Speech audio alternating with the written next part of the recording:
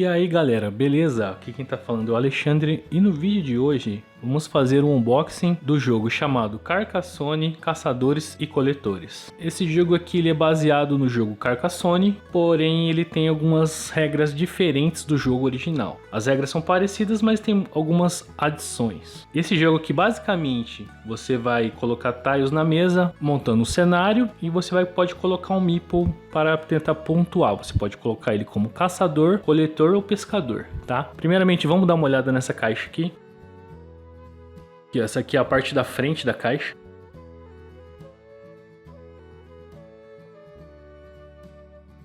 Tem o nome dos criadores do jogo.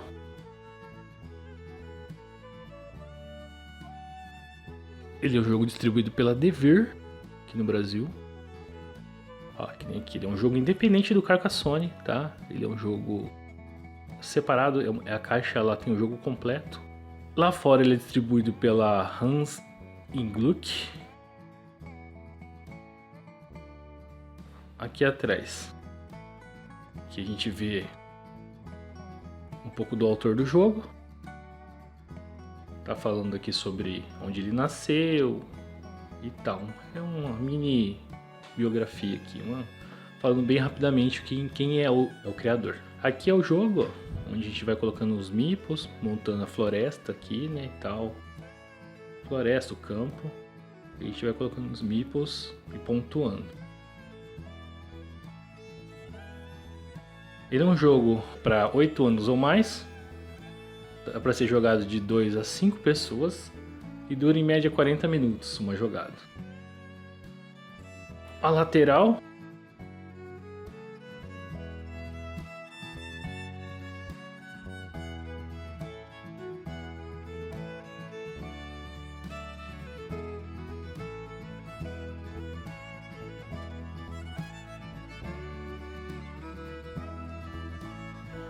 Eu vou medir aqui o tamanho da caixa para ter uma ideia.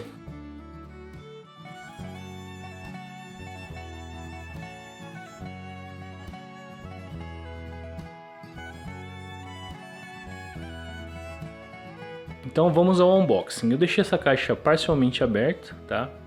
Mas eu já só abri aqui. Ele está, não mexi na caixa em si, só abri.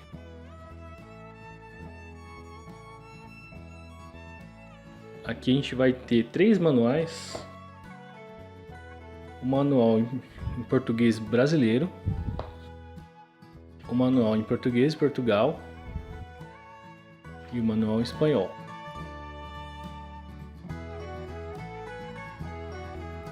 São todos iguais, tá?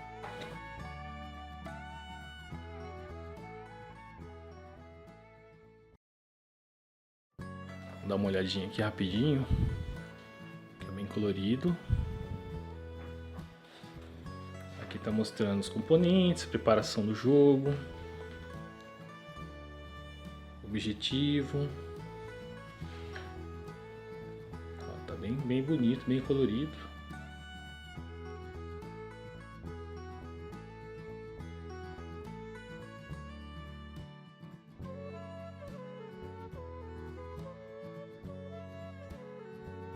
Aqui tem um papelzinho falando dos 20 anos do jogo, né? E aqui são os tiles.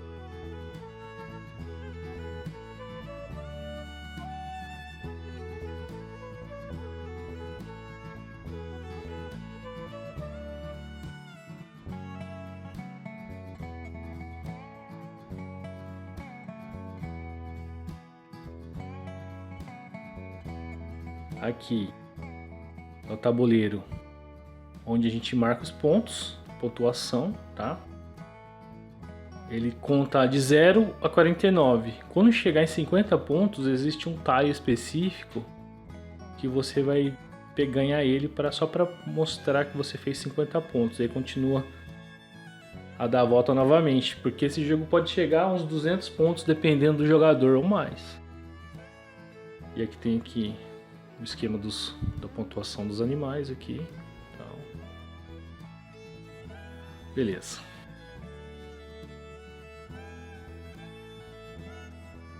Aqui são os tiles, tá?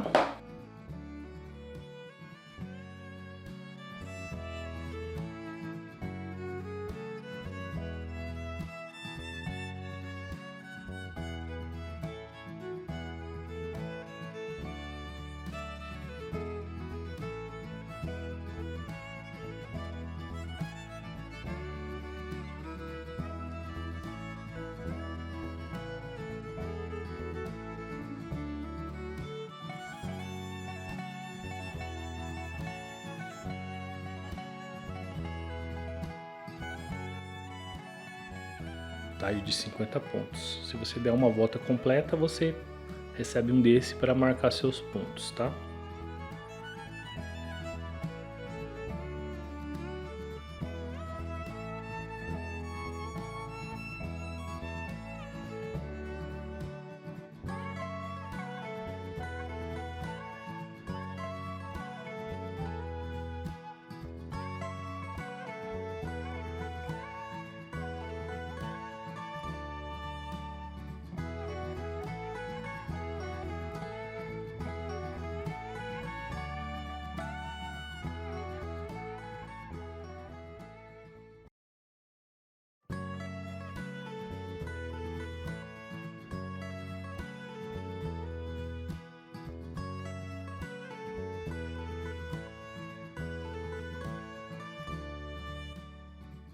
Beleza, pessoal.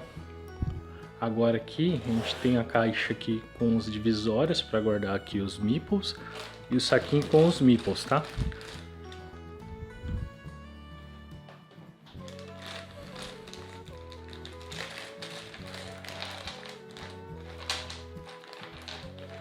Ó, os meeples, eles têm aqui uma aparência aqui diferente da convencional, né? É como se fosse uma pessoa segurando uma espécie de lança de caçador, né? E temos também um meeple que é tipo uma cabaninha.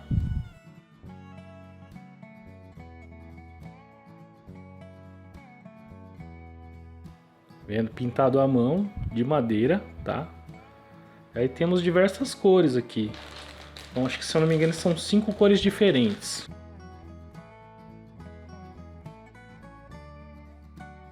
Aí no caso é a azul, a amarela, a roxa, a vermelha e a verde.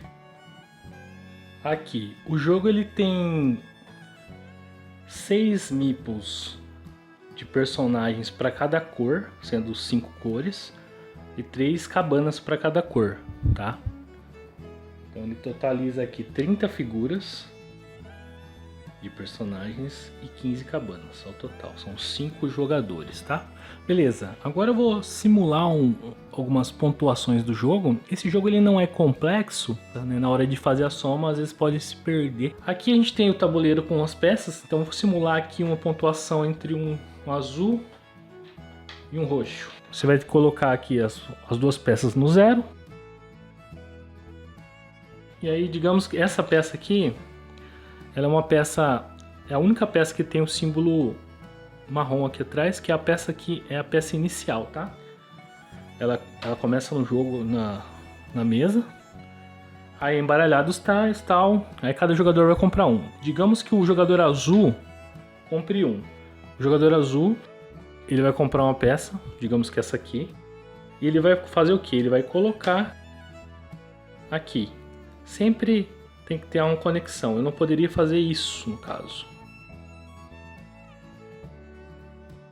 Conexão igual aqui, tá? No caso seria o rio, né? Em seguida ele pode colocar uma peça azul, demarcando que ele pode colocar. Ele coloca a peça e já coloca ele aqui.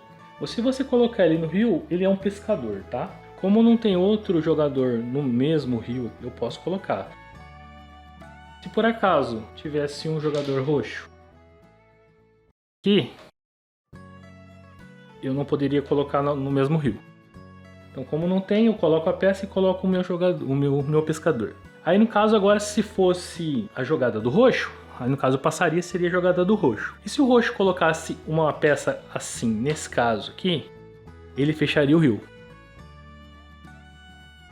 Tá? Porque aqui já começaria outra nascente para outro rio. Então aqui seria um rio fechado.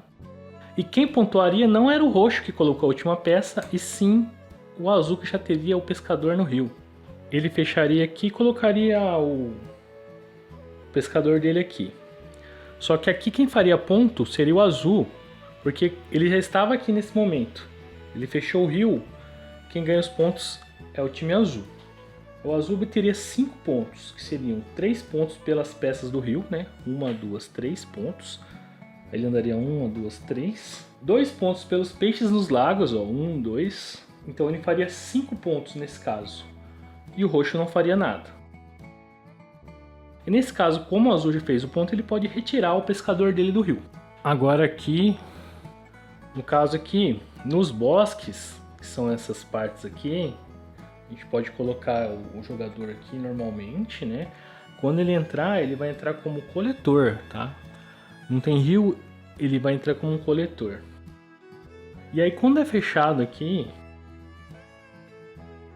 a gente vê aqui ó, que o bosque ele foi fechado e você tem um jogador aqui, você vai ganhar aqui 8 pontos nesse caso, porque cada parte do bosque vale 2 pontos. Aí seria 2, 4, 6, 8, que ele conta aqui. 8 pontos o azul teria aqui. E nesse caso aqui, como o azul ele estava no bosque onde tinha um menhir, que são essas peças, essas esculturas aqui, são pedras esculpidas, né? Um desenho no meio, esculpido um desenho. Você ganha um turno extra. Aí o jogador vai pegar a pilha de menhir, que são essas peças aqui, esses meeples, que tem esse símbolo, e vai jogar novamente. Ele vem, coloca aqui, ou onde ele conseguir, e ele pode colocar uma peça dele. Ele pode fazer isso. Se, no caso, fechar aqui novamente, ele vai pontuar, porém, você não vai ganhar mais um turno extra. O turno extra é só uma vez. E se a pilha de menhir acabar, também não pode. Então você só vai ganhar um turno extra uma vez se tiver menhir para pegar. Agora eu vou falar para vocês as pradarias, que elas são delimitadas pelos bosques, rios e lagos. São essas partes assim, ó, delimitadas, são as partes verde claro.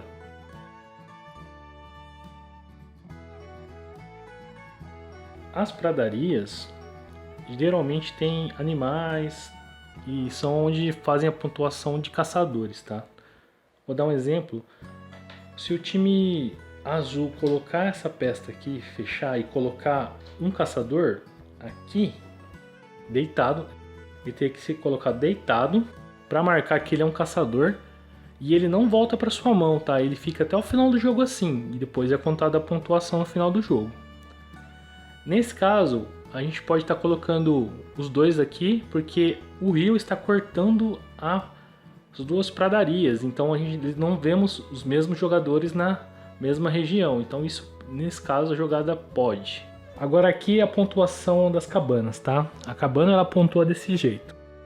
Elas sempre estão em sistemas hidrográficos, né? Nesse caso aqui, a azul, ela está nesse sistema hidrográfico.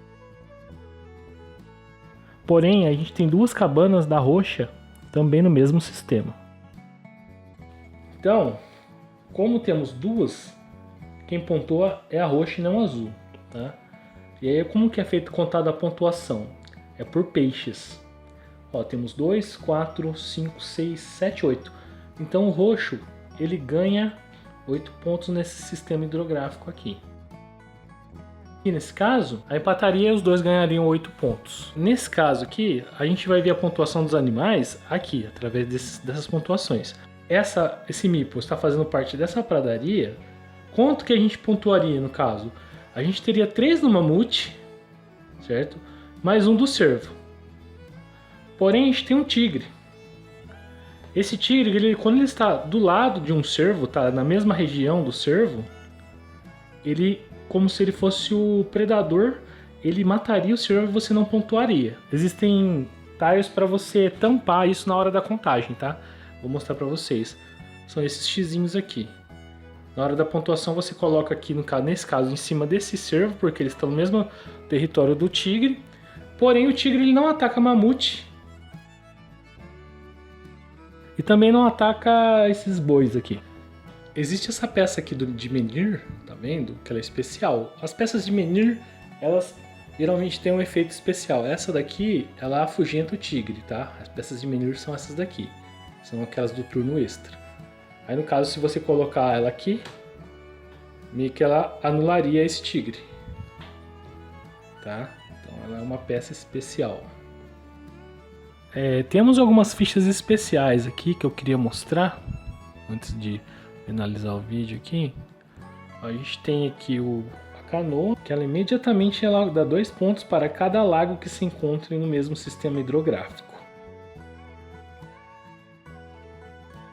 a gente tem essa balsa, fará com que o sistema hidrográfico valha pontos durante a pontuação final. Não só ganhará um ponto por cada peixe, como cada lago também te dará um ponto. Quando eu coloco essa armadilha, efetua imediatamente uma mini pontuação, contando todos os animais adjacentes a essa cartela. Terá que cobrir os animais pontuados com fichas de anulação, essas fichas vermelhas aqui. Você vai tampar e depois ela não vai contar para a pontuação final. Armadilha grande. Ela faz que toda pradaria que esteja ligada valha mais pontos. Cada presa, mamute, auroque ou cervo esteja adjacente a essa cartela. Nesse caso também se tem que cobrir as duplas de tigre e cervo antes de se contarem os pontos, tá? Tem o xamã. Com o xamã você pode recuperar imediatamente um dos seus seguidores, né, os seus meeples. Se você tiver algum meeple perdido que você não consegue recuperar ele, você coloca o xamã e imediatamente ele volta para sua mão. Às vezes, dependendo do jeito que você joga, você não consegue recuperar ele, tá? Então ele serve para isso. Beleza, pessoal, esse foi o vídeo de hoje. Espero que tenham gostado. Se surgir alguma dúvida sobre a pontuação, deixe nos comentários pra gente comentar. Se vocês gostaram do vídeo, deixe um like aí, compartilhe com os amigos aí, para que nós possamos fazer mais vídeos como esse. Valeu, obrigado, fui!